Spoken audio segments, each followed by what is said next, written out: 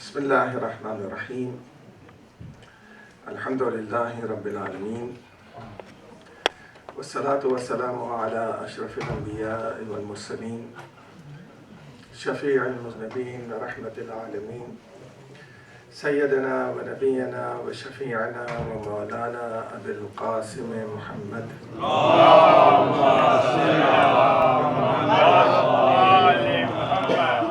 وآله الطيبين الطاهرين المعصومين الخيرين الفاضلين، ولعنة الله على أعدائهم أجمعين من الآن إلى قيام يوم الدين. أما بعد، فقد قال الله الحكيم في كتابه المبين وهو أصدق الصادقين. بسم الله الرحمن الرحيم. يا أيها الذين آمنوا استجيبوا لله وللرسول إذا دعاكم لما يحييكم واعلموا أن الله يحول بين المرء وقلبه وأنه إليه تحشرون. The ayat of the Quran is speaking about the Prophet giving us those things which are going to give us life, and also speaks about Allah wa'alamu, and be aware that أن الله يحول بين المرء وقلبه, that Allah intervenes in between the man and his heart. وَأَنَّهُ إِلَيْهِ تُحْشَرُونَ, and you are going to be resurrected towards Allah.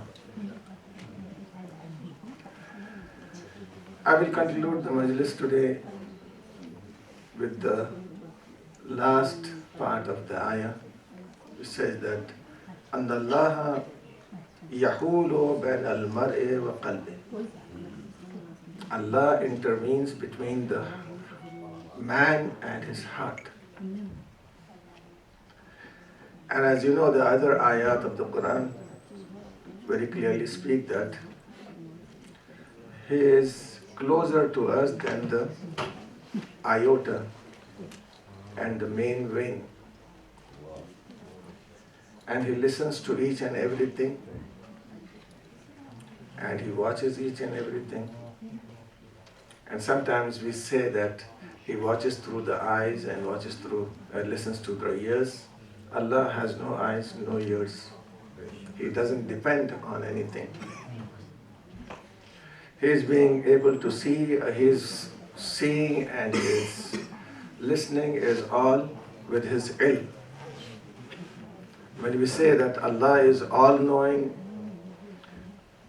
or Allah is all-seeing, it doesn't mean that Allah sees. It means that Allah knows everything which is seen by human beings. And Allah knows everything which is heard by humans. Imam Ali alayhi salatu wassalam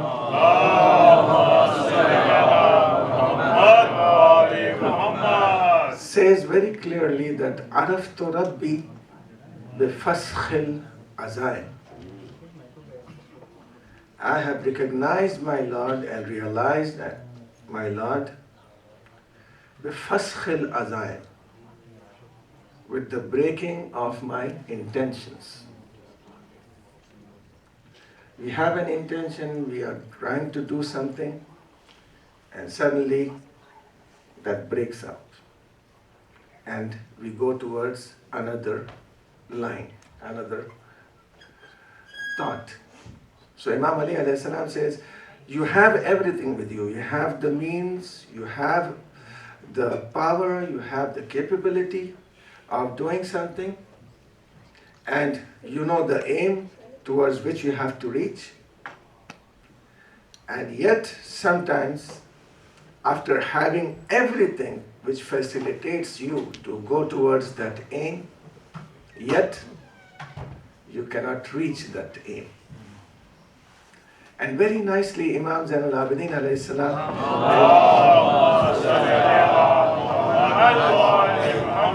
in the dua of the Salatul Isha, after the Salatul Isha, you say the dua, وَلَا تُعَنِّنِ and do not help me in those things which does not bring risk to me. So one of the main important factors in our businesses, in our jobs, in our studies is that we have the means, but we should also have with the means the tawfiq from Allah. And this tawfiq is going to take you forward. We have the means and we do not have the tawfiq, we are not going to move forward. Sometimes maybe that the job we are doing is beneficial for us, and sometimes that particular job may be beneficial for the others.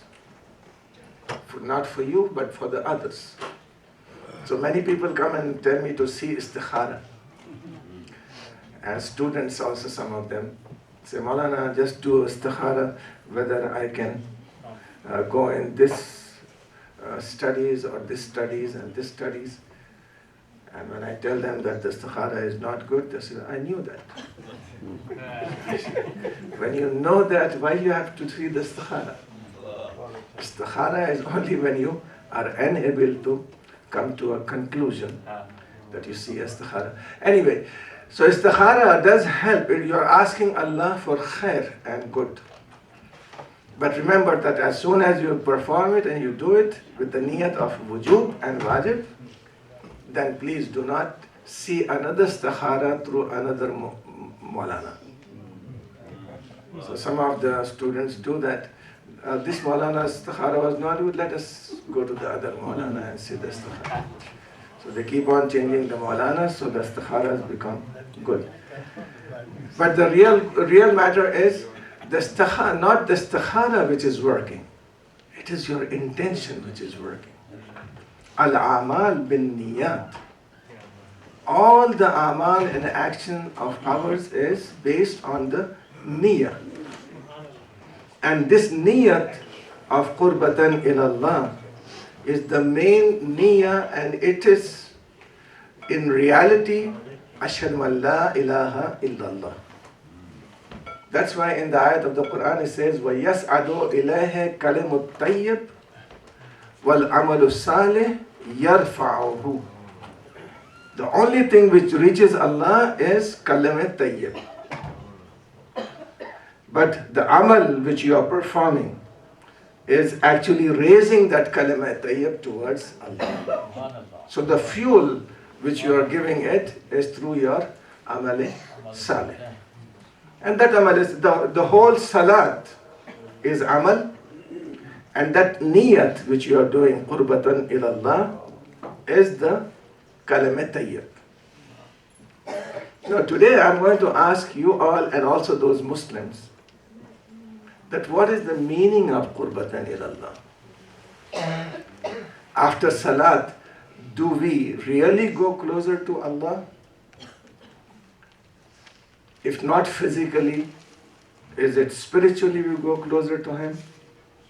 Closeness and distance is based and dependent on matter.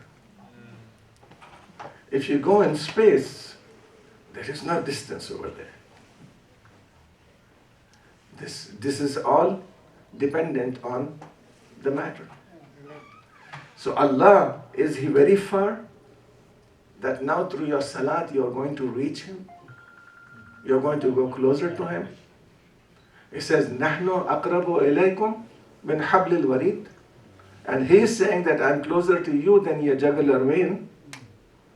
So when He is here, then how can we go more closer then?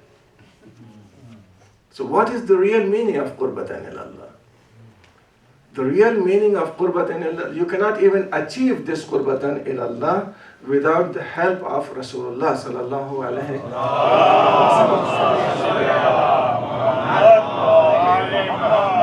For example, if you pray a salat in which you are doing everything by yourself, for example. So instead of doing the sajda, you're just lying on the ground. And instead of standing upright, you are standing in a stylish manner. Or you are doing ruku in the other manner, you are not facing the qibla. Can you still say qurbatan ilallah? You cannot say Qurbatan ilallah anymore.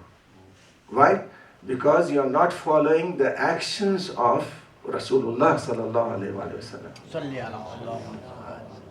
So one of the means of Qurbat of Allah is to follow Rasulullah sallallahu alayhi wa sallam. To do the ittiba of Rasulullah. So those people who are performing their own salat and they are saying Qurbatan ilallah, Allah is going to say, no, the Qurbat with me is going to be towards the Sabiqun, from the Sabiqun, through the Sabiqun. Why? As-Sabiqun as-Sabiqun ulaika al-muqarrabun. These Sabiqun are those people who are the muqarrabs, who are the close ones to Allah.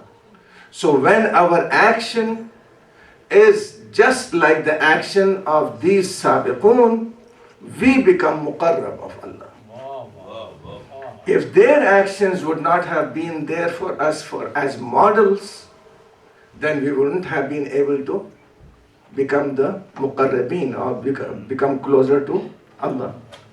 So each and every action of human being is through the wasila and through the means and agency of Ahlul Bayt alayhimus salatu wassalam, or the means of Rasulullah sallallahu alayhi wa sallam.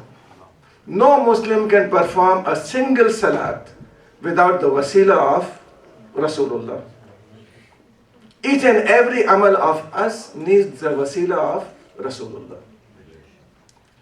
Our hayat, our death. Now these people who are saying that we don't need wasila, these are like those people who used to say that we don't need Rasulullah. And they started to worship the idols.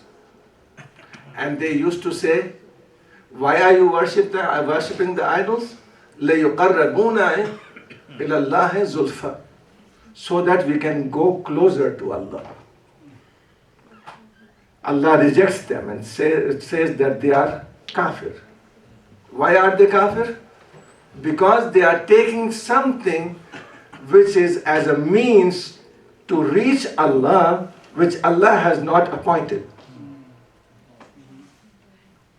And here when we follow Rasulullah as a means and agency, it is because Allah has said, لَقَدْ كَانَ لَكُمْ فِي رَسُولِ اللَّهِ أُسْوَةٌ حَسَنَةٌ.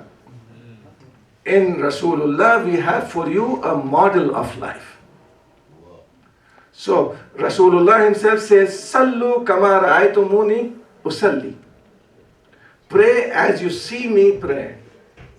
So we have to follow Rasulullah sallallahu alaihi wasallam, and Rasulullah is appointed by Allah. So we know that those people who do not follow or who do not make wasila of things which is made by Allah are kuffar. So these takfiris, when they praise their Saudi kings, this is kufr. Because Allah did not appoint them. This is shirk. But when we praise Rasulullah sallallahu alayhi wa sallam, or Ali ibn Abi Talib alayhi salatu wasalam, or Fatimatu Zahra salamullahi alayha, they are the ones who have already been mentioned in the Quran and appointed, as in Surah Dahr. When a single action of theirs can bring down the whole Surah Dahr, just imagine their total life. Just they gave the charity to the orphan and the miskin, needy one, and the asir.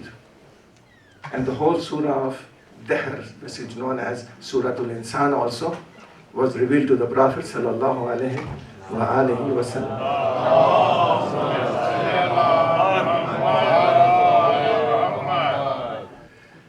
And for sure, these are the Khawarij, who used to say during the time of Rasulullah, during the time of Imam Ali alayhi salam, that La hukma illa lillah.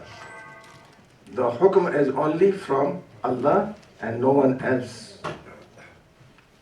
But unfortunately for these people, that they cannot say that there is no Ashhadu anna Muhammadur Rasulullah. Otherwise, they would have been kicked out from the Muslims and the Muslim sects. So just to be in the Muslim sects as a sect of Islam, they pronounce the Shahada as Ashhadu an la ilaha illallah wa ashhadu anna Muhammadan Rasulullah. I would like to tell you that if they today say only Ashhadu an la ilaha illallah and they reject Muhammadur Rasulullah, they are not going to be Muslims anymore. And they demolish the house of Rasulullah, they demolish the history of Ahlul Bayt alayhi salatu wassalam, thinking that this history is the one which is going to keep the Muslims on the right faith and not allow the Muslims to follow our ideology. So the ideology of these takfiris is just go towards Allah. Can anyone recognize Allah in the way that Imam Ali alayhi salatu wasalam has explained? Today, each and every one of us, if you ponder over the being of Allah, Imam Ali alayhi salatu wasalam says, no intelligence can shape or form the divine. No intelligence. And whoever comes into your mind is not Allah. Because that is your product. It is your creation. Allah is the one who has created you. But whatever you think, imagine, and whatever you have in your mind is your creation. So very clearly Imam Ali alayhi salatu wasalam says, if the thoughts go as far as they can and the aql reaches as deep as it can, yet it cannot describe Allah. The only thing which can be described is the sifat of Allah. And these sifat also, the attributes also, cannot be defined without the help of Muhammad wa Ali Muhammad.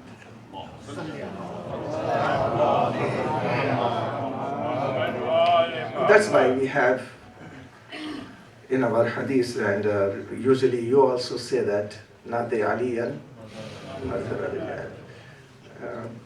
Alhamdulillah. Many of our Shias, they have started to say that Nadi Ali is not authentic, and this and that. Nadi Ali is, yes. Nadi Ali and Madhar al-Ajaibi, Tajidhu ana laka fi nawaibi, kullu hammin wa ghammin sayanjali, bi Ali and bi Ali and bi Ali. So, this is not authentic according to them. Say, okay, don't recite it. We are not compelling you to recite it. It is, you can go and ask help from someone else. And to whomever you are going to go to, Allah is going to say that I did not nominate him. Make salawat for Muhammad wa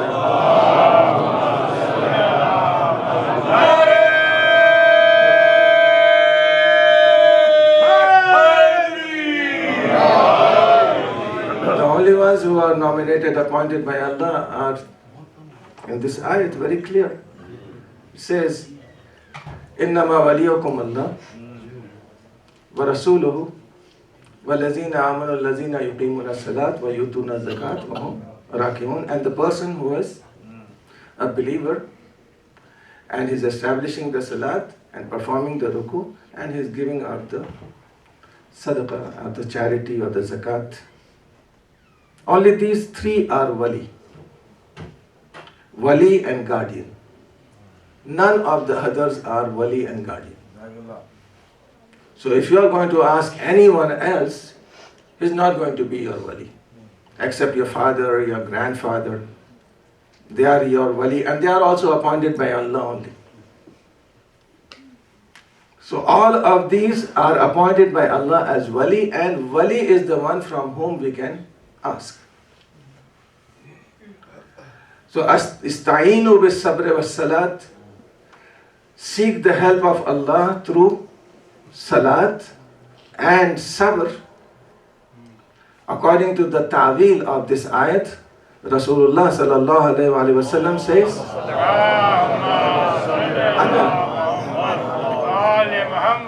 Ana as-salat wa Ali as-sabr. So isti'anat means that asking for help. When you ask someone for help thinking that he is your God, then it is kufr. Then it is shirk. But if you ask someone for help because Allah has given him the power to do that, then it is not shirk, it is iman. We have never asked Amir al-Mu'mineen Ali ibn Abi Talib. Any Shia doesn't ask Imam for help, saying that, oh no, God is not going to help you, Ali is going to help you. We don't say that. We always say that ashhadu an la ilaha illallah, ashhadu anna Muhammadur Rasulullah, and then Nare Haidari, you just do that. So first Allah, then Rasulullah, then Ali. So we are following the ayat of the Quran, which says that Allah is wali, Rasul is wali, Ali is wali. And now you may say, why don't you say Ya Allah Madad?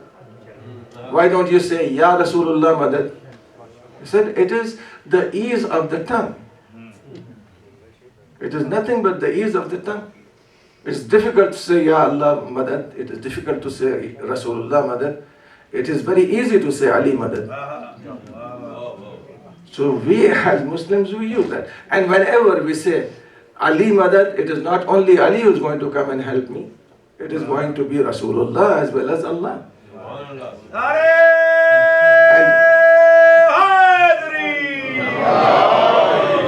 And they then come to another conclusion and they say that, oh, they are dead. They cannot help you anymore. There are many people of different status who have died. Abdullah ibn Maz'un, when he died, Rasulullah bought the Jannatul Baqi. And he was the first one to be. Usman ibn Maz'un, he was the first one to be buried over there. And Rasulullah praised him. And when Fatima bint Asad died, Rasulullah himself was in the grave. And he gave her the kafan from his shirt. And he prayed for her. And there are some people for whom the ayat of the Quran says very clearly, do not stand near their grave, O Prophet, and do not pray for them. This is Abdullah ibn Ubay ibn Abi Sulul. He is a hypocrite. Do not stand there. So he was stopped. So even the death of a person has levels. And the last level of the people is that لا تقولوا لمن يقتل في سبيل الله أموات. Don't say that they are dead. They are alive. ولكن لا تشعرون. But you do not understand. And for us, death is life.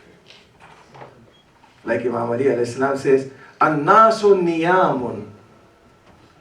People are dead, sleeping. People are asleep. And when the death comes to them, fantabahu, they are going to become aware.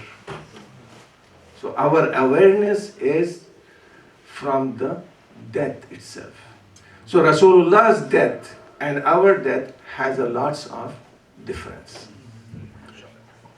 We and our soul is in the hands of Malakul Maut. And Malakul Maut controls each and every one, and also all the Anbiya. When he came to take the ruh of Sulaiman, he did not ask for permission. But when he comes to the doorstep of Fatimatul Zahra, he asks permission. This very clearly shows that the Ahlul Bayt are the models of life. and an angel of death is going to ask the permission. And he came and he said, Ya Rasulullah, these keys are for you, for the treasures of the whole world. You may keep this and stay, or you can meet your Habib. And Rasulullah said, yes, I'm ready to meet him. And when he started to, his ruh was being taken up. It was Fatima Zahra, who was near the father, and Imam Ali alayhi salam was there to support her. Losing a father is very painful, but at least Imam Ali alayhi salam was there to condole her. But in Karbala,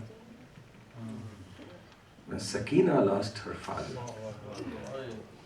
there was no one to condole and console her. Inna lillahi wa inna ilaihi raji'un. Salawat bhejte hain.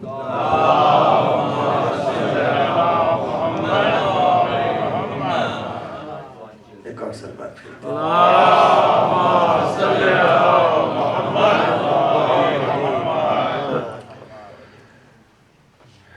تو عزیزان گرامی، آیت بہت صاف ہے کہ جب بھی ہم ارادہ کرتے ہیں تو اس ارادے کے اور انسان کے درمیان میں خداوند عالم آ جاتا ہے یہ بتانے کے لیے کہ دیکھو تمہارے اندر اتنی بھی قوت نہیں ہے کہ تم اپنا ہر ارادہ پورا کر لو. بس یہاں پر اگر میں چاہوں تو تمہارا ارادہ پائے تکمیل تک پہنچ سکتا ہے. اور مولا کائنات نے اس کو واضح طور پر بیان کر دیا کہ میں نے اپنے ارادوں کے ٹوٹ جانے سے اپنے پروردگار کو پہچانا ہے. اس لیے کہ یہ اگر چیز نہ ہو جس کو خداوند عالم نے قرآن مجید میں بیان کیا ہے، اگر یہ نہ ہو تو پھر ہر انسان فرعون بن جائے گا کہ جو میں چاہوں وہ کر سکتا ہوں. لیکن خداوند عالم نے یہ کہہ کر کہ میں تمہارے اور تمہارے ارادے کے درمیان میں حائل ہو رہا ہوں، اس کا مطلب یہ ہے کہ ہر فرعون کو وہ منزل تکمیل تک پہنچنے نہیں دیتا. فرعون نے تو یہی سوچا تھا کہ میں ہر کام کر لوں گا اور یہاں پر بھی دریا سے نکل کر جناب موسیٰ کو قتل کر دوں گا. مگر خداوند عالم بیچ میں آیا اور موسیٰ نکل گئے اور دریا کا پانی ادھر ادھر ہو گیا، یہ بتانے کے لیے کہ نہیں، تمہارا ہر ارادہ مکمل نہیں ہو سکتا جب تک کہ اللہ نہ چاہے. تو یہاں پر جو ہے وہ ہم تو یہ کہتے ہیں کہ بھئی فیلئر ہے، اور فیلئر تو بہت طریقے سے ہوتے ہیں. لوگ ایڈمنسٹریٹو فیلئر ہے یا تدبر کا فیلئر ہے یا کسی اور چیز کا. لیکن یہاں پر اللہ کہہ رہا ہے کہ تمہارے پاس سب کچھ ہے، یعنی تمہارا پورا ٹوٹل جو ہے وہ تمہارے انٹلیکچوئل جتنی کمپنیاں ہیں جہاں پر لوگ بیٹھے ہوئے ہیں ڈیسائیڈ کرنے کے لیے، وہ سب موجود ہیں. اور پھر مقصد بھی سامنے ہے اور وہاں تک پہنچنے کا ذریعہ بھی آپ کے پاس ہے، لیکن پھر بھی ہم بیچ میں آتے ہیں اور بیچ میں آنے کے بعد تمہارا ارادہ بدل دیتے ہیں. اس ارادے کو بچانے کے لیے خداوند عالم نے دعا رکھی ہے، جس کے لیے امام زین العابدین علیہ السلام نے یہ کہا.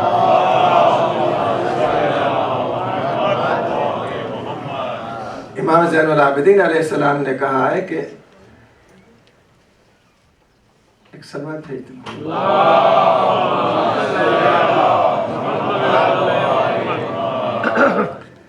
خیال میں آپ لوگ مجلس ہی میں آئے نا.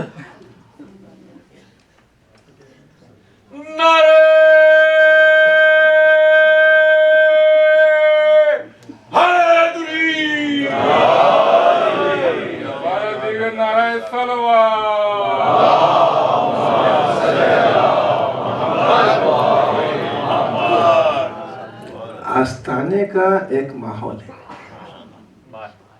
اس ماحول میں تھوڑی بہت ترمیم میں دیکھتا ہوں تو میرا ذہن جو ہے متوجہ ہو جاتا ہے، چاہے وہ آخری فرد ہو جو بیٹھی ہوئی ہو، چاہے وہ ابتدائی ہو.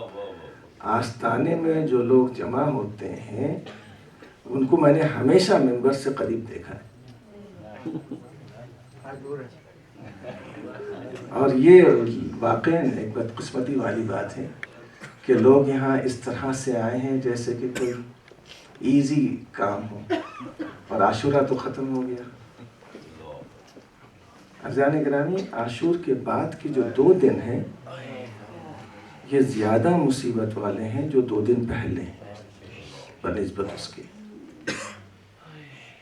تو یہاں پر جو ہے وہ عزائے امام حسین، آپ کسی کے گھر میں پرسہ دینے جاتے ہیں تو وہاں پر جا کر بہت دور بیٹھ کے آپ باتیں نہیں کرتے ہوتے، پرسہ دینے کے والے جب وہاں جاتے ہیں تو وہاں بیٹھتے ہیں، اور یہاں امام بارگاہ جو ہوتی ہے وہ امام زمانہ کو پرسہ دینے کے لیے ہوتی ہے، بی بی فاطمہ کو پرسہ دینے کے لیے ہوتی ہے۔ ایک سلام بھیجتے ہیں۔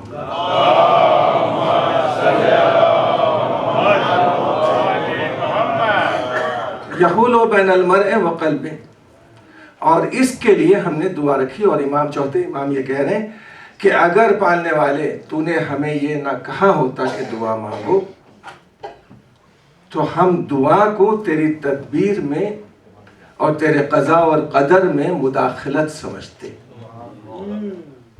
اس لیے کہ جو تجھے کرنا ہے وہ پہلے سے ڈیسائیڈڈ ہے، تو ہم کیا مانگے اس میں مداخلت کریں، لیکن تو نے حکم دیا ہے کہ تم دعا کرو، اور تمہاری دعا جو ہے یرد القضا، وہ قضا کو بھی دور کر دے گی، اور تمہارے ارادوں کو پائے تکمیل تک پہنچا دے گی۔ تو ہر انسان جب دعا کرتا ہے تو دعا کے اس کے فقرے ہیں، اذا سألک عبادی انی، جب میرے بندے میرے بارے میں تم سے پوچھیں کہ میرا پتہ کیا ہے، میرا ایڈریس کیا ہے، تو فإنی قریب، تو میں تو اس کے قریب ہوں، اس کی بلند آواز بھی سن رہا ہوں اور اس کی مناجات بھی سن رہا ہوں۔ مناجات نجوے کو کہتے ہیں، جو آہستہ آہستہ بات کرنے کو، تو اس کی مناجات بھی سن رہا ہوں، اور یہ بھی فَإِذَا سَأَلَكَ عَنِّي عِبَادِي فَإِنِّي قَرِيبٌ أُجِيبُ دَعْوَةَ الدَّاعِ، اجیب میں جواب دیتا ہوں، دعوت الداع، پکارنے والے کی پکار کا، اذا دعانی، جب وہ مجھے پکارے، فلیؤمنوا بی، لہٰذا میرے اوپر یقین رکھو اور مجھ سے مانگو، یستجیبوا لی۔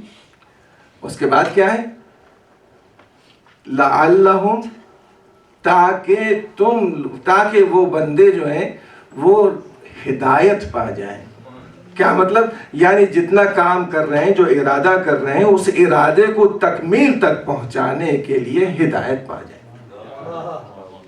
اب یہ ہر ایک دعا کر سکتا ہے، اذا سألک عبادی، بہت قریب ہے، جب چاہے دعا مانگی، دل کی گہرائی سے دعا مانگی اور دعا مستجاب۔ اس دعا کو مانگنے کا طریقہ جب ہم نے دیکھا تو اس کے طریقے میں بہت فرق ہے۔ مولا کائنات نے دعائے کمیل میں جو تعلیم کی ہے، کمیل کو جو انداز اختیار کیا ہے، آپ اس کو دیکھیں، پہلے اللہ کی رحمت کا واسطہ، پھر اس کی قوت کا واسطہ، پھر اس کی عظمت کا واسطہ، سب دینے کے بعد پھر اپنی پاکیزگی کو لیے دعا کہ میرے اس گناہ کو معاف کر دے، اس گناہ کو معاف کر دے، اس گناہ کو معاف کر دے۔ اور جب پاک ہو گئے تو اب اس قابل ہوئے کہ اللہ کی بارگاہ میں کھڑے ہو سکے۔ تو ہم نے کہا کہ پالنے والے، ہم گنہگار، تو عظیم، اور ہم تیرے سامنے کھڑے ہوں یہ ہمارے اندر صلاحیت نہیں ہے، لہٰذا کوئی ایسا سہارا دے دے کہ جس کے ذریعے سے ہم تیری بارگاہ میں کھڑے ہو جائیں تو ہمیں اطمینان رہے، تو محمد و آل محمد کا وسیلہ اختیار کرتے ہیں۔ اس لیے کہ جتنے دوسرے ہوں گے وہ پاکیزگی کا دعویٰ کر رہے ہوں گے، لیکن ان کے پاس پاکیزگی کی سند نہیں ہوگی۔ اگر کسی کو تو نے طہارت کی سند دی ہے اور کسی کو تو نے پاکیزگی کی سند دی ہے، وہ تو اہل بیت علیہ السلام ہے جس کے لیے آیت موجود ہے انما یرید اللہ لیذھب عنکم الرجس اہل البیت ویطہرکم تطہیرا. لہذا ہماری ہر دعا کی ابتدا صلوات سے ہوتی ہے، ہر دعا کی انتہا صلوات سے ہوتی ہے.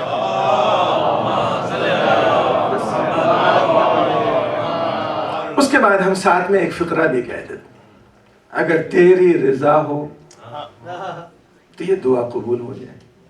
جیسے کہ مولا کہتے ہیں خود، پالنے والے یہ نہیں معلوم ہے کہ یہ تیری دعا جو ہے وہ میرے لیے واقعاً مفید ہے یا نہیں ہے.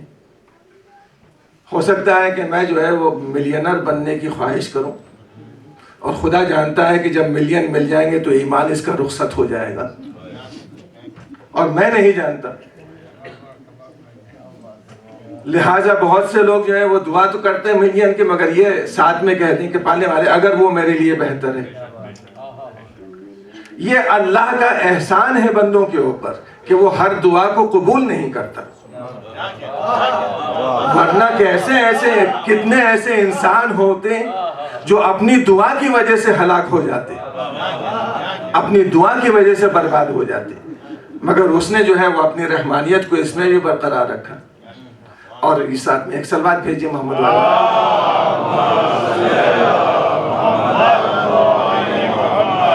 میرے استاد بیان کرتے تھے کہ ایک صاحب تھے ایرانی، اور وہ گئے اور امام رضا علیہ السلام سے دعا مانگنے کے بجائے وہ وہاں جو ہے قبر جن مولانا کی، میں نام نہیں لوں گا ورنہ توہین کا سبب ہوگا، تو وہ کہنے لگے میں جا کے ان سے مانگ لیتا ہوں.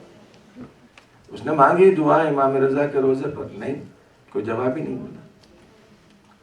یہاں اس نے جا کے جیسے ہی دعا کھڑے ہو کر مانگی، دوسرے دن دعا مستجاب ہو گئی.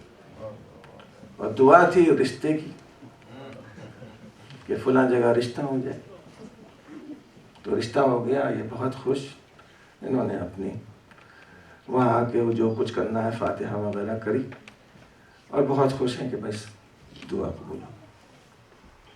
اس کے بعد جو ہے وہ جو ہوتا ہے شادیوں کے بعد، اس کے بعد شروع ہوئی، اور نتیجہ وہ ہوا کہ 1 مہینے کے اندر ڈیورس ہو گئی. تو ڈیورس کے بعد وہ آیا مولانا کی قبر کے پاس. اس نے کہا جب تمہیں معلوم نہیں تھا کہ بعد میں کیا ہونے والا ہے تو تم نے میری دعا قبول کیوں کروائی؟ اب امام رضا کے روزے پر گیا اور سر پٹک کے رونے لگا کہ مولا واقعا مجھ سے غلطی ہوئی ہے، مستقبل تو مجھے معلوم ہی نہیں تھا. ایک صلوات بھیجیں محمد والے. تو بہت سے مومنین جو ہے وہ آ کر مولانا سے یہی کہتے ہیں ہماری دعا قبول ہی نہیں ہوتی. ارے بھائی دعا ایسی مانگتے کیوں ہو جو قبول نہیں ہوتی؟ اگر تمہارے لائق دعا ہوگی تو واقعا اللہ قبول کرے گا، اور جبکہ اہل بیت علیہ السلام کا وسیلہ ساتھ میں ہو. تو یہاں پر جو ہے خداوند عالم نے یہ بھی کہا، اور دوسرے کہ خفیہ طور کے اوپر دعا مانگو تب بھی قبول کرتا ہوں، لوگوں کے ساتھ مل کے دعا مانگو تب بھی قبول کرتا ہوں.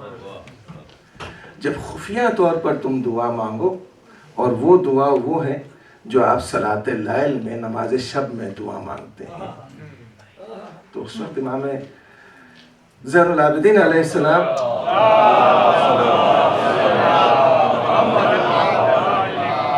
جب گئے ہیں حرم مسجد حرام میں اکیلے، اس وقت سب سو رہے تھے، تو اپنے سجدے میں سر رکھ کر یہ جملے ارشاد فرمائے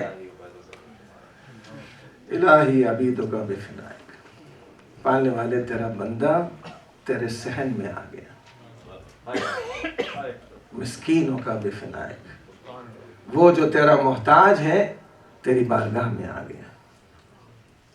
اس کے بعد یہ جملے جو ہیں خود بتا رہے ہیں کہ وہ ایک ایسا تصور ہے جس میں انسان جو ہے وہ ما وراء طبیعت، یعنی پوری مادیت سے بلند ہو کر وہ اس منزل کے اوپر جب دعا کرتا ہے، تو خداوند عالم یہ کہتا ہے کہ اگر تم نے یہ نماز میرے لیے پڑھی ہے تو یاد رکھو میں تمہاری آنکھ بن جاؤں گا جس سے تم دیکھتے ہو. تکبیر!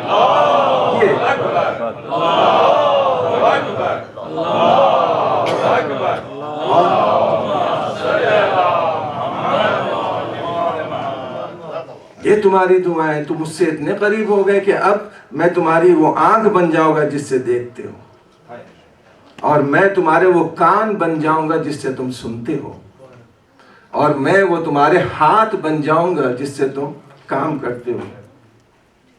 جس کے یہ جملے اس مومن کے لیے ہیں جو نماز شب میں اللہ سے قربت اختیار کر لے. جب مومن کا ہاتھ اللہ کا ہاتھ بن سکتا ہے تو یہ تو امیر المومنین ہیں، ان کو ید اللہ کیوں نہ کہیں، ان کو عین اللہ کیوں نہ کہیں، ان کو لسان اللہ کیوں نہ کہیں. یہ صرف ہم نہیں کہہ رہے ہیں، صحابہ نے کہا ہے، اور بڑے بڑے صحابہ نے کہا.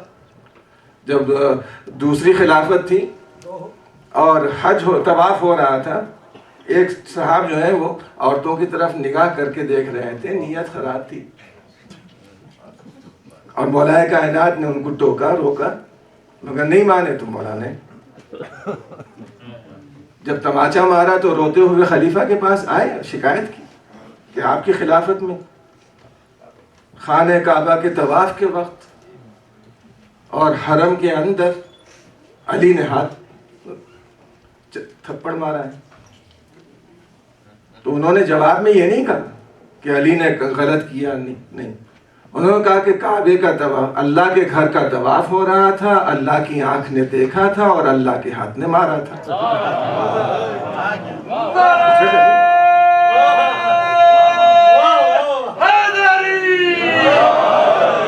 تو یہاں ہم یہ نہیں کہہ رہے کہ اللہ خود ہاتھ بن گیا، نہیں، اللہ نے اس ہاتھ کو اپنی طرف منسوب کر لیا، اللہ نے اس نفس کو اپنا بنا لیا کہ جب وہ کام کرے تو وہ اللہ ہی کی رضا کے تحت ہوگا، اللہ کی رضا سے ہٹ کر نہیں ہوگا. یہی وجہ ہے کہ ہم مولا کائنات کو کرم اللہ وجہہ یہ لوگ کہہ دیتے ہیں، ہم علیہ الصلوۃ والسلام کہتے ہیں، مگر کبھی رضی اللہ عنہ کہنا ہم پسند نہیں کرتے. رضی اللہ عنہ تو اس کے لیے کہا جاتا ہے جس کا کوئی عمل جو ہے وہ رضا سے ہٹ جائے پھر رضا پر ہو جائے، لیکن جس کا ہر عمل رضا پروردگار کے لیے ہو اس کے اوپر ہمارا سلام ہوتا ہے. ایک سلوات بھیجے محمد والے.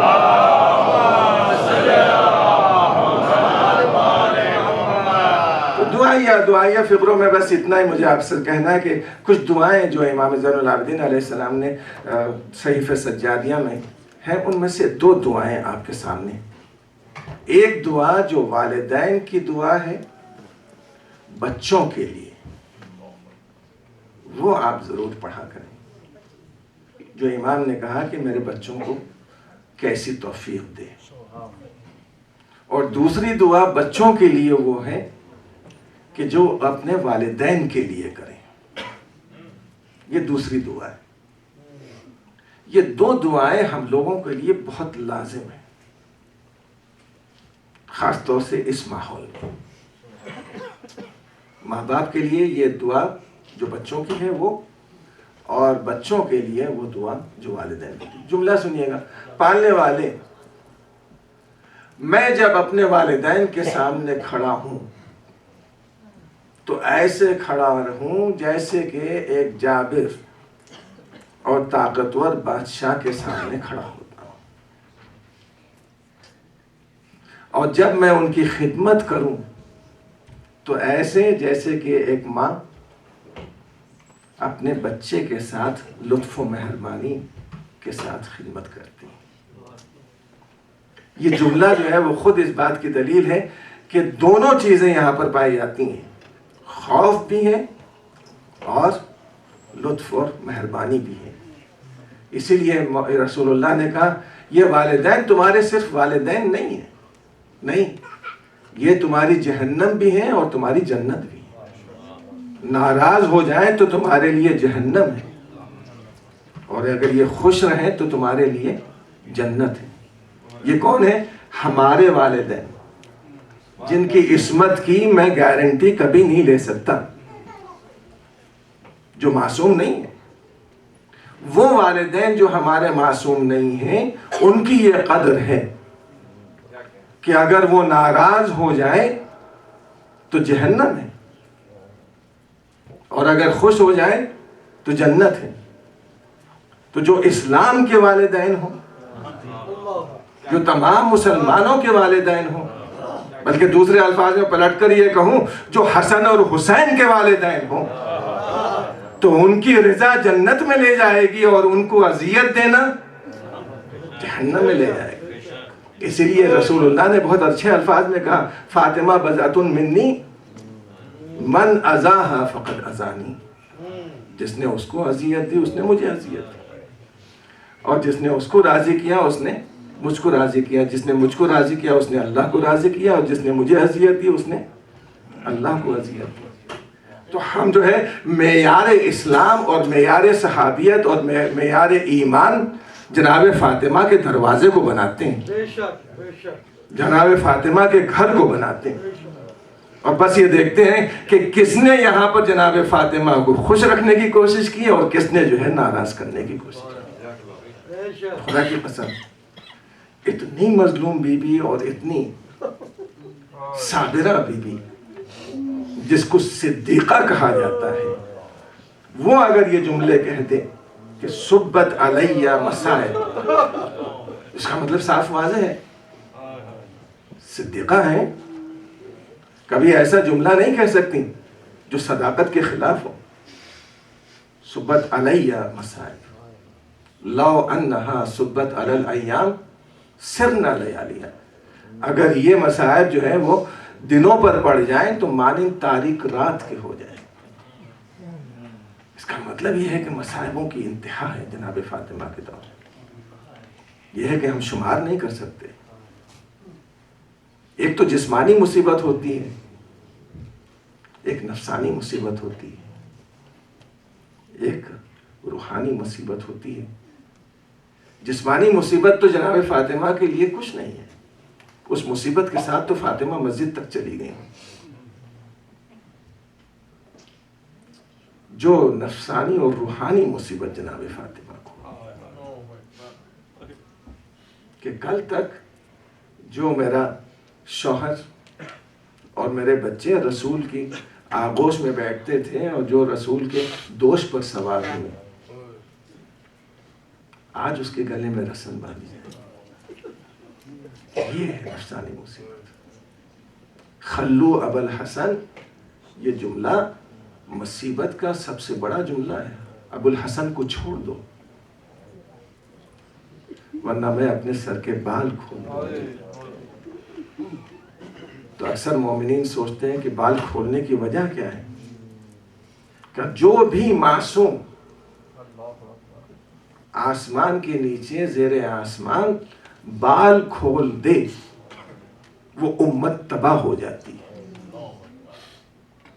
جناب فاطمہ کا یہ فقرہ خود اس بات کی دلیل ہے کہ مولا کائنات کو کہنا پڑا اے سلمان جاؤ فاطمہ کے پاس، اس امت کو بچانے کا یہی طریقہ ہے۔ اور جناب فاطمہ صبر کے ساتھ آ گئیں اپنے گھر، اور مسلمانوں نے مولا کائنات کو چھوڑ دیا۔ بس اتنا کہوں گا کہ یہ ایک علی ہے جس کو بچانے کے لیے فاطمہ پہنچ گئی، اور صرف فاطمہ نے گلے میں رسن دیکھی تھی، برداشت نہیں ہوا، اور وہ ثانیہ زہرا کہ علی زین العابدین کے گلے میں خاردار طوق، ہاتھوں میں ہتھکڑیاں ہیں، پیروں میں بیڑیاں ہیں۔ آج کا دن وہ ہے جب ہمیں جناب فاطمہ کو بھی غصہ لینا ہے، اور جناب شہزادی کونین جناب زینب کو بھی غصہ دینا ہے۔ تھوڑا سا مسائل میں تاخیر ہوگی۔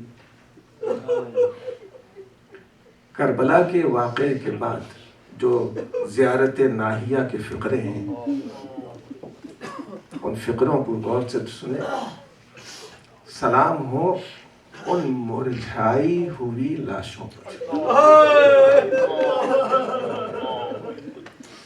اس کا مطلب یہ کے بعد جناب مولا فرماتے ہیں سلام ہو ان بہتے ہوئے خونوں پر. اس کا مطلب یہ ہے کہ خون بہہ بہہ کر جم گئے تھے. اس کے بعد فقرہ سلام ہو اعضاء المقطعات پر، کٹے ہوئے اعضاء و جوارح پر جو صحرا میں بکھرے پڑے ہوئے تھے. یہ میرے مسائل امام کے مسائل جو اپنے آنکھوں سے دیکھ رہے ہیں. اور پھر سلام ہو ان سروں پر جو نیزوں پر بلند کیے گئے. سلام ہو بیویوں پر جن کے ہاتھوں کو پسے گردن سے باندھا گیا. ایک تو ہاتھ بازو یوں ہی باندھ دیے جاتے ہیں، ایک پسے گردن سے باندھے جاتے ہیں. تو بیویوں کو میرا مولا سلام کر رہے اور کہہ رہے ہیں سلام ہو ان بیویوں کے اوپر جن کے ہاتھوں کو پسے گردن سے باندھا گیا. اس کے بعد یہ جملہ نہیں کہتے کہ رسن سے باندھا گیا ہے، نہیں، وہاں لفظ استعمال کر رہے ہیں میرے مولا کہ لوہے کی زنجیریں تھیں. جب لاشائیں شہداء پامال ہو چکی اور سواریاں تیار ہو گئیں کہ اب بے کجاوا اونٹوں پر بٹھایا جائے گا اور پھر اہل حرم کو لے جایا جائے گا، تو اس وقت جناب زین العابدین نے کہا تم دور ہٹ جاؤ، ہماری بیویاں ہمارے ہاتھوں سے سوار ہو جائیں گی. زین العابدین نے اور جناب زینب نے سب بیویوں کو سوار کرایا.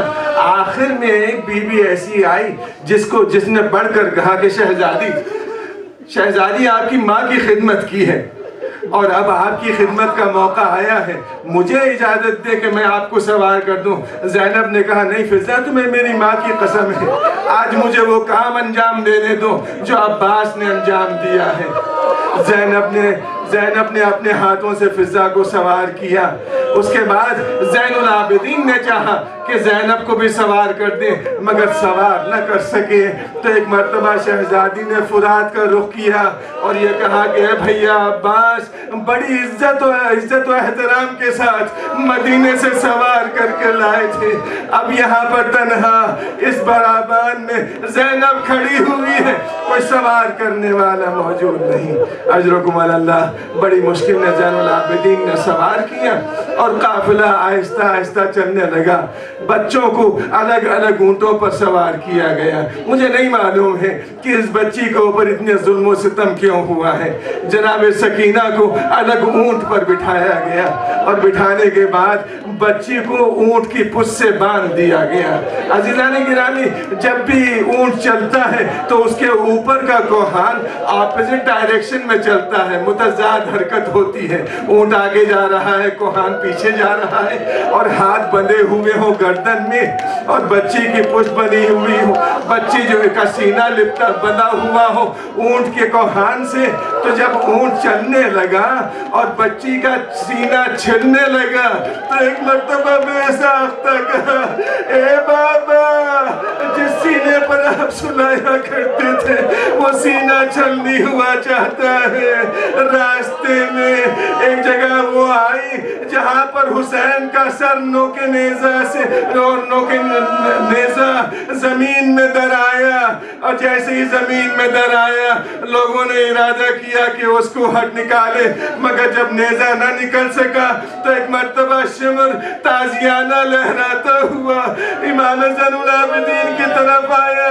امام نے کہا کہ زین العابدین، تمہاری بابا کا سر آگے کیوں نہیں چلتا؟ بتاؤ ورنہ میں تازیانے سے خبر لیتا ہوں. اب زین العابدین ہاتھوں میں بیڑیاں سنبھالے ہوئے ایک مرتبہ باپ کے سر کے پاس آتے ہیں. ایک ہی جملہ کہوں گا، اس سے زیادہ نہیں.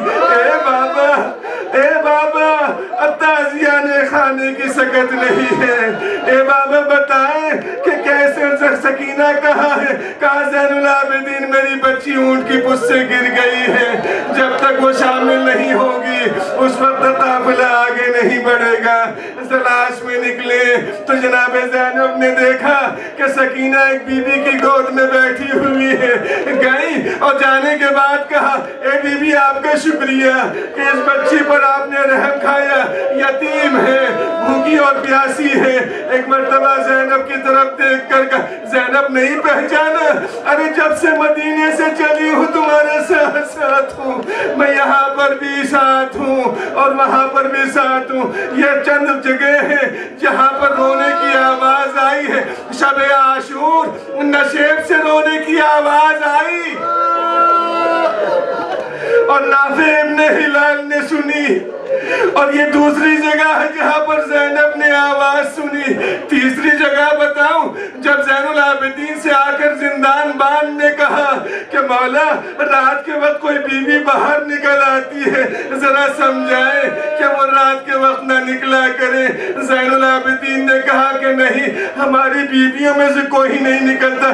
کہا کہ آقا آپ یقین کریں کہ کوئی روتی ہے اور ایسے روتی ہے جیسے کہ اس کا جوان لال شہید کر ڈالا گیا ہو۔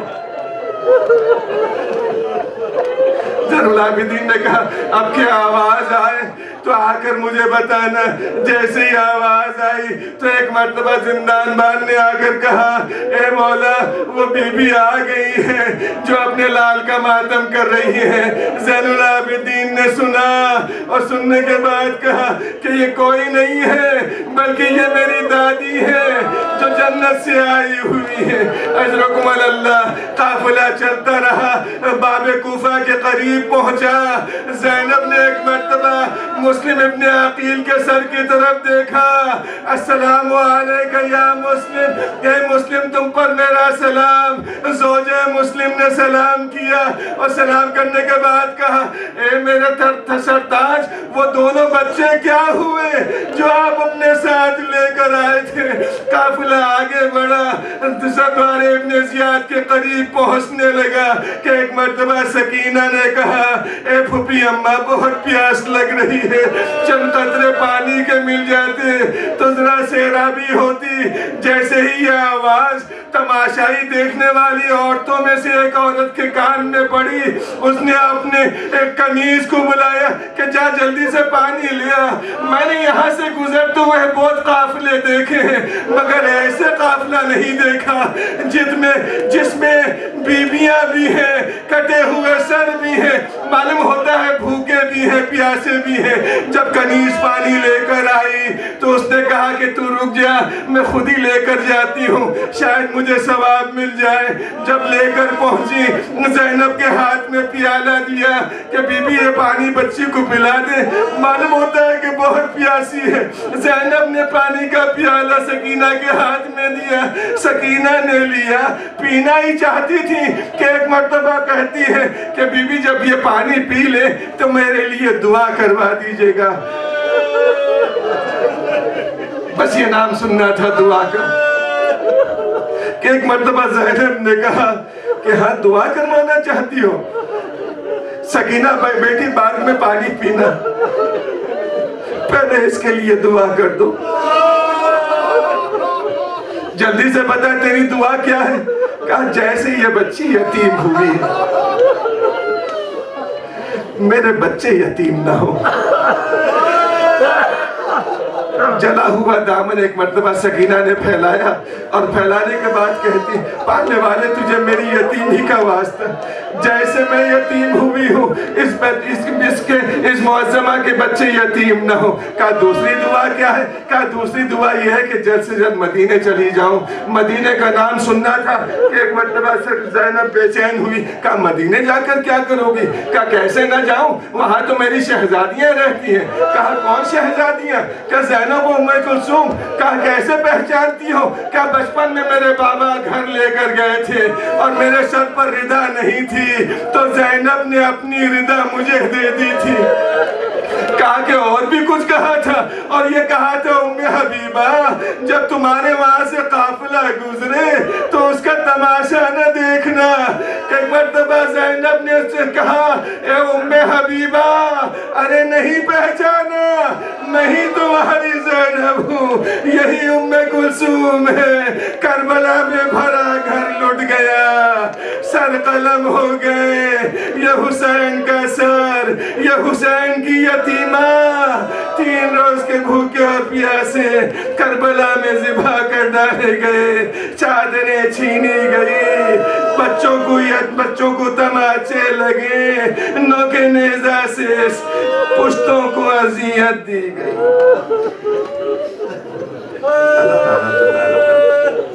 بس عالم الذین ظلموا بار الہ واسطہ محمد والے محمد کا تمام محبان اہل بیت اور تمام عزاداروں کی شرکت مجالس میں شرکت کو ان کے نوح اور ماتم کو ان کے گریہ اور زاری کو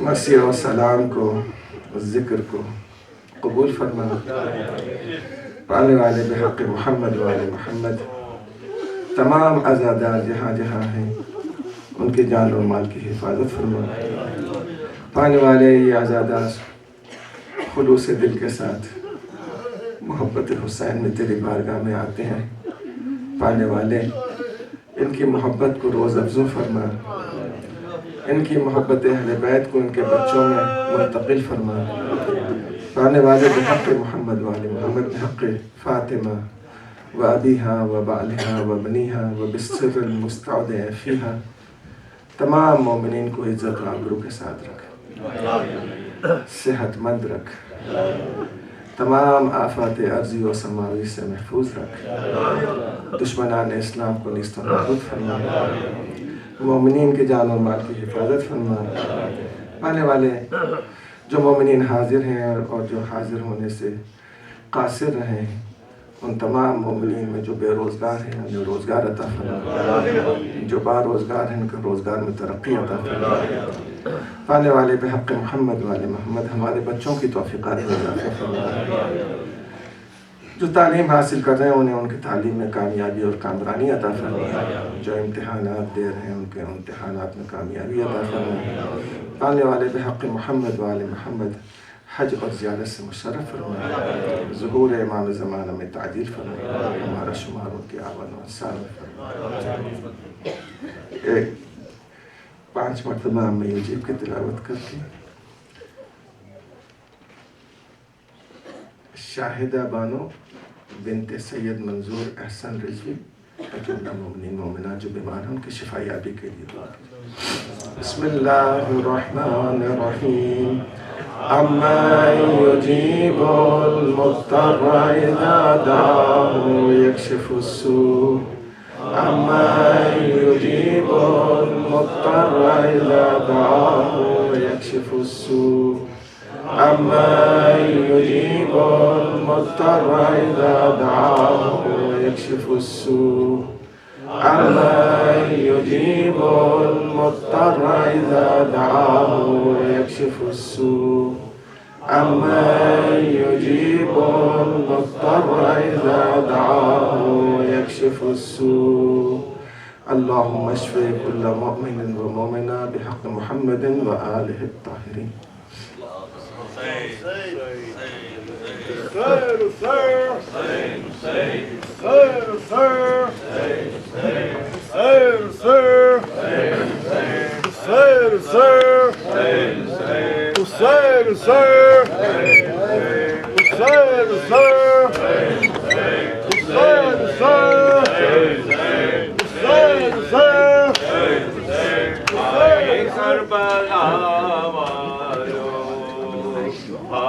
کربلا والو ہائے کربلا والو ہائے کربلا والو ہائے کربلا والو ہائے کربلا والو ہائے کربلا والو ہائے کربلا والو ہائے کربلا والو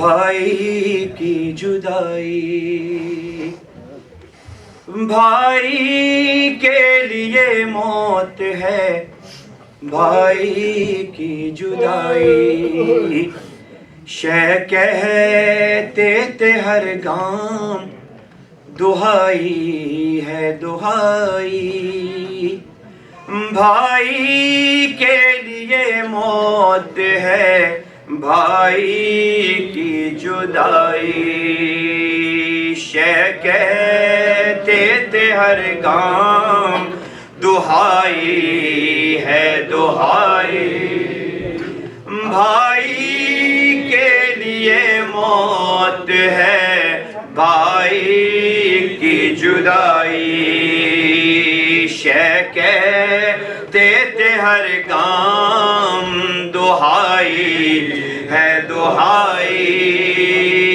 بھائی کے لیے موت ہے، بھائی کی جدائی، تم سینے کی ٹھنڈک تھے تو آنکھوں کی ضیاء تھے، تم فاطمہ زہرا کی دعاؤں کا صلہ تھے، ملنے کے نہیں ڈھونڈوں اگر ساری خدائی، بھائی کے لیے موت ہے، بھائی کی جدائی، شے کہتے تھے ہر گام، دہائی ہے دہائی، بھائی کے لیے موت ہے، بھائی کی جدائی، اور پالا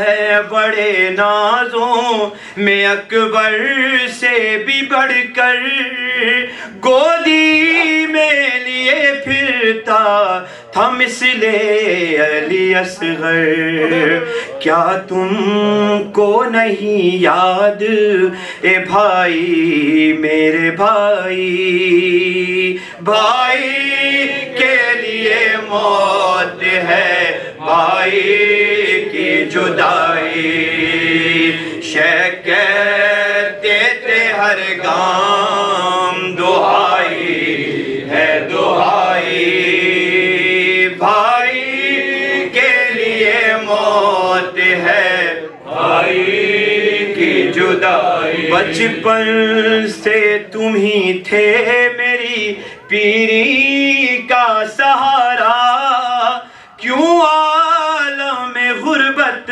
میں چھٹا ساتھ تمہارا، اب کس کو پکاروں گا میں بھائی میرے بھائی، بھائی کے لیے موت ہے، بھائی کی جدائی، شے کہتے تھے ہر گام، دہائی ہے دہائی، بھائی کے لیے موت ہے، بھائی کی جدائی، بچوں کو سکینہ لیے خیمے میں کھڑی ہے، عباس کے آنے کی اسے آس بڑی ہے، کیسے اسے سمجھاؤں کہ کیوں مشق نہ آئی، بھائی کے لیے موت ہے، بھائی کی جدائی، زینب نے وطن چھوڑا تمہارے ہی سہارے، جی پائے گی کس طرح وہ اب بعد تمہارے، ہم دونوں کو اس دن کے لیے ساتھ وہ لائی، بھائی کے لیے موت ہے، بھائی کی جدائی، وہ بچپن سے تم ہی تھے میری پیری کا سہارا، کیوں عالم غربت میں چھوٹا ساتھ تمہارا، اب کس کو پکاروں گا میں بھائی میرے بھائی، بھائی کے لیے موت ہے بھائی کی جدائی۔ اور جب شمر لگا کاٹنے حضرت کے گلے کو، عباس میرے بھائی مجھے آ کے بچا لو، 2 بار کہا شاہ نے بھائی میرے بھائی، بھائی کے لیے موت ہے بھائی، اس درجہ سرے غازی کو احساس وفا ہے، میں نیزے پہ وہ گھوڑے کی گردن سے بندھا ہے، قربان تیرے جاؤں میں میرے فدائی، بھائی کے لیے موت ہے بھائی کی جدائی۔ اور شبیر کو آقا کہا عباس جری نے، شوذب دم آخر یہ کہا ابن علی نے، ایک بار تو کہہ دو مجھے بھائی میرے بھائی، بھائی کے لیے موت ہے بھائی کی جدائی۔ شیخ کہتے تھے ہر گام جدائی ہے جدائی، بھائی کے لیے موت ہے بھائی کی جدائی۔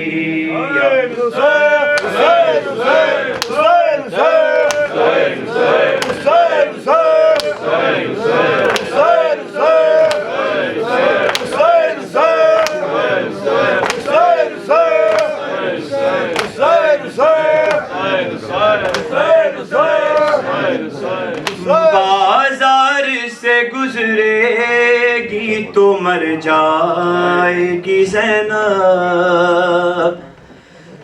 بازار سے گزرے گی تو مر جائے گی زینب، بازار سے گزرے گی تو مر جائے گی زینب،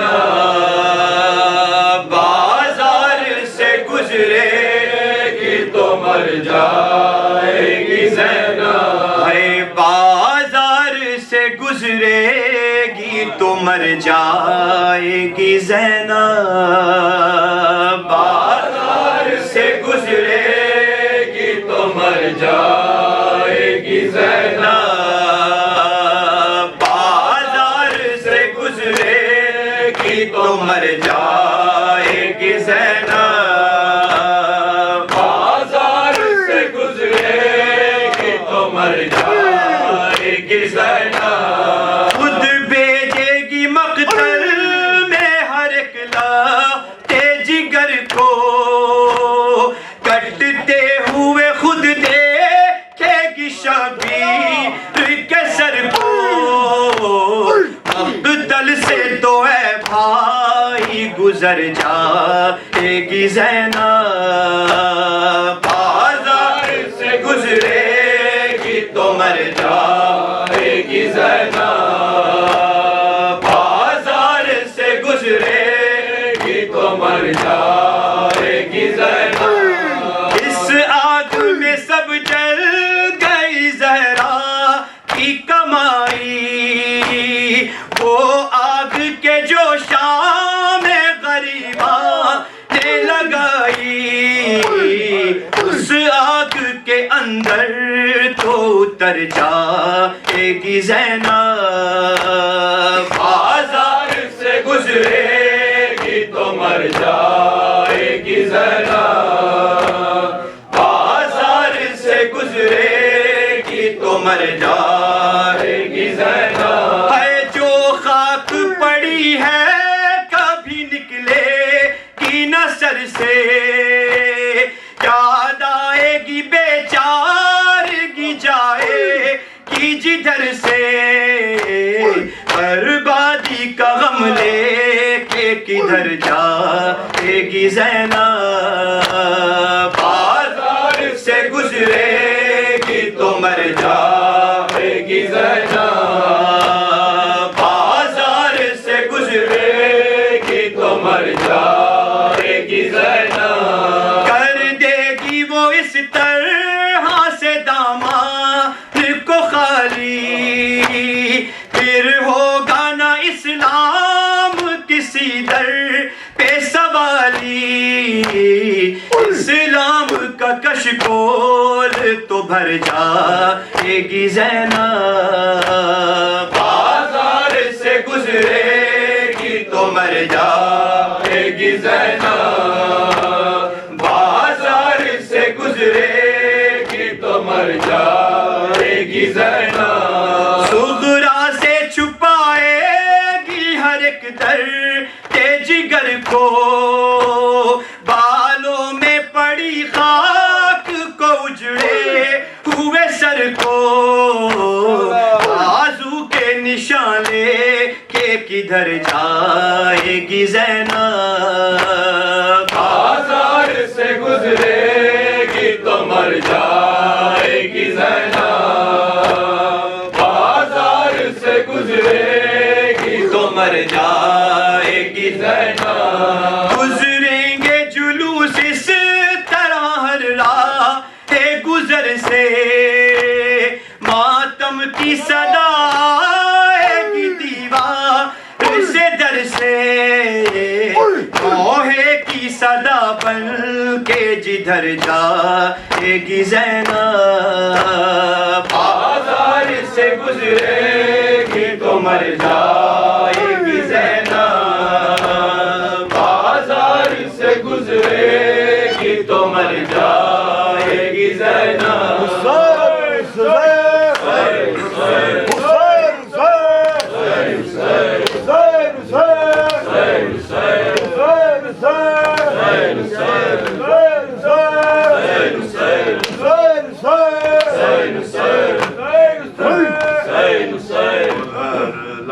لاکھوں کا لشکر ادھر سرور اکیلے ہیں ادھر لاکھوں کا لشکر ادھر سرور اکیلے ہیں ادھر لاکھوں کا لشکر ادھر سرور اکیلے ہیں ادھر لاکھوں کا لشکر ادھر سرور اکیلے ہیں نہیں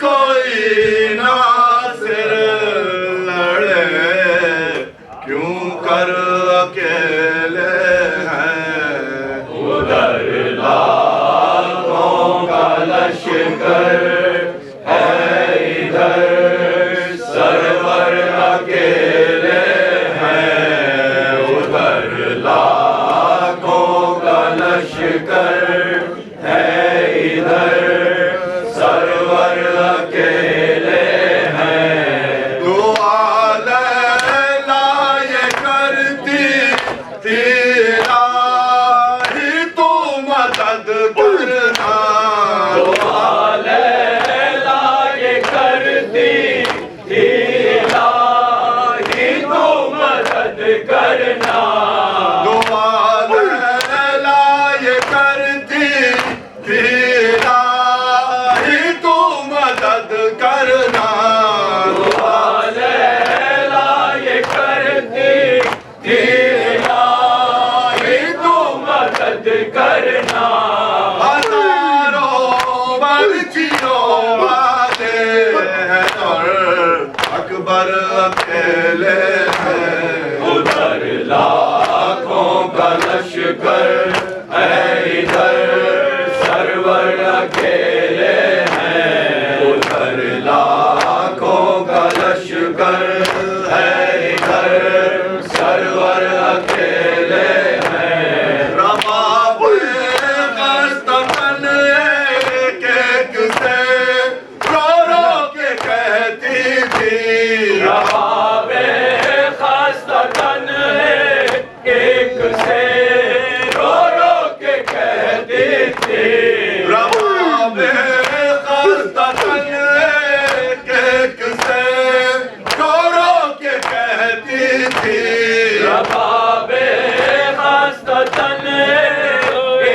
سے رو رو کے کہتی تھی اندھیری قبر ہے جنگل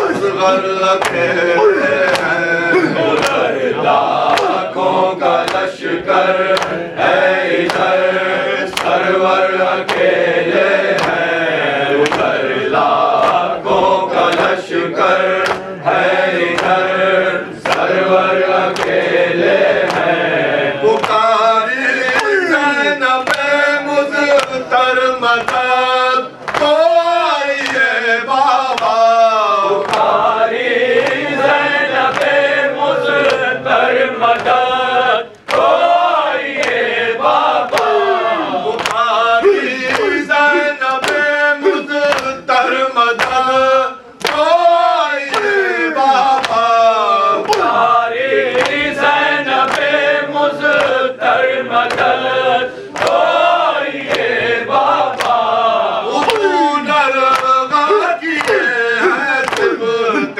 پیغمبر اکیلے ہیں ادھر لاکھوں کا لشکر ہے ادھر سرور اکیلے ہیں ادھر لاکھوں کا لشکر ہے ادھر سرور اکیلے ہیں جہاں بیٹے کی میت ہے سہارا کون دے بڑھ کر جوان بیٹے کی میت ہے سہارا کون دے بڑھ کر جہاں بیٹے کی میت ہے سہارا کون دے بڑھ کر جوان بیٹے کی میت ہے سہارا کون دے بڑھ کر سنبھلتے ہیں کبھی کھاتے